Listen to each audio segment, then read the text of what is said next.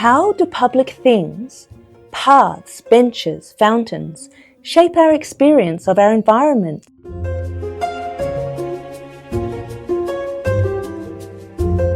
What do our built surroundings tell us about where and who we are just by being there? Each space and each object in it sets the stage for how we feel, act and belong. I'm Jen Fortune, Director of Creative Communications at Aquabubbler and Public Space Advocate.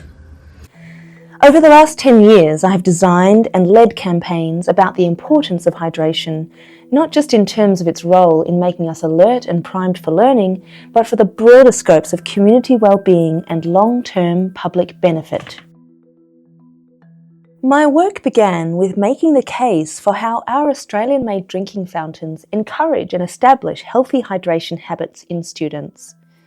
When hydration becomes a habit, it not only enhances the well-being of those individuals who have adopted it, it helps motivate others to do the same.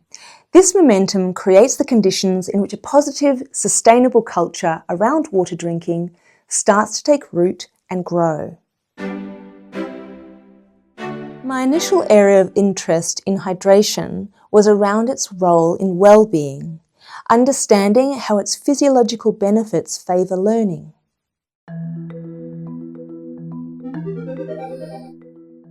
As my research progressed, it dawned on me that drinking fountains are not just devices for dispensing the water essential to physiological well-being.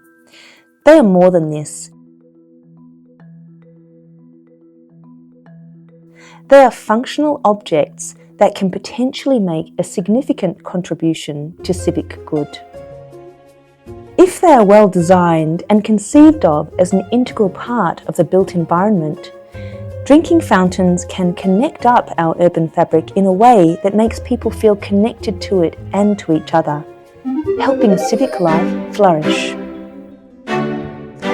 Drinking fountains are a perfect example of the unknown good man, described in 1834 by the Scottish essayist, historian and philosopher Thomas Carlyle.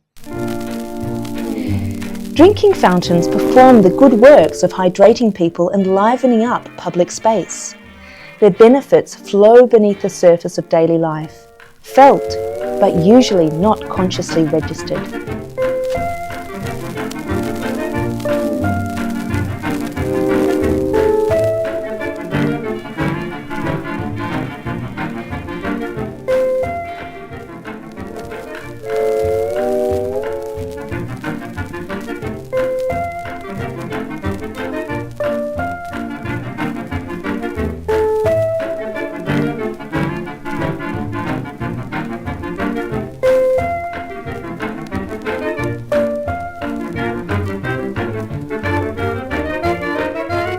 If we are looking for a public good capable of connecting up our urban fabric and everyone in it, the drinking fountain, an icon of life-giving water, is a particularly potent choice. Hydration is recognised as something that can improve public health, and from time to time campaigns are mounted with the aim of boosting hydration rates in the population. But telling people to drink water, even with high-budget publicity campaigns, has not been shown to deliver any significant improvement. The assumption is that if potable water is freely available, then there is no impediment to people drinking it. But if water is available and underhydration still prevalent, then this is evidently untrue. What is it that's getting in the way? What is the nature of this disconnect?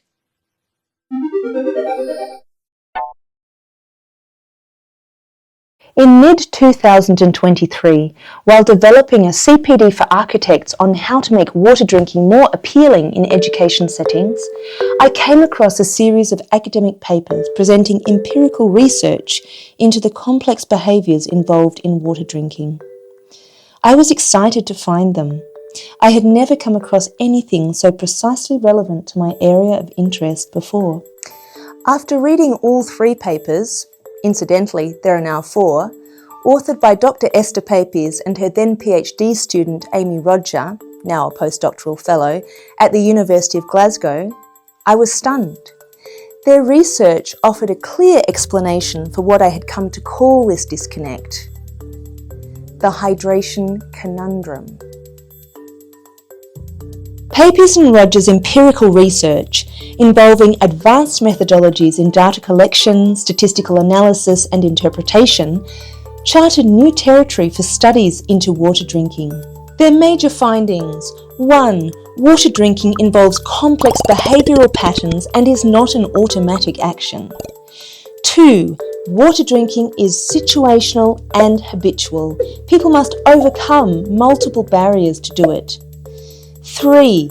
Social and cultural perceptions of water drinking as a valued activity strongly influence engagement.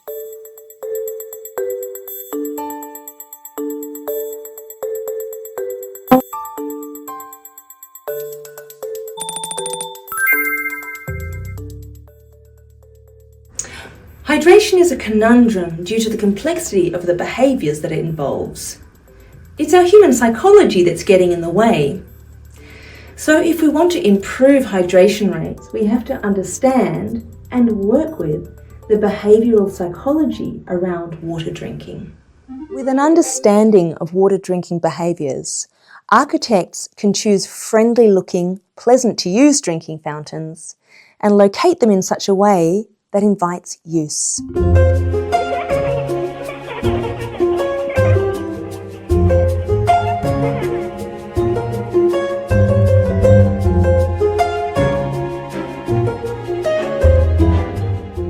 Drinking fountains are the agents to make the ground green in terms of providing the next generation with the shared public goods that not only nurture their physiological health, but give them a sense of valued belonging.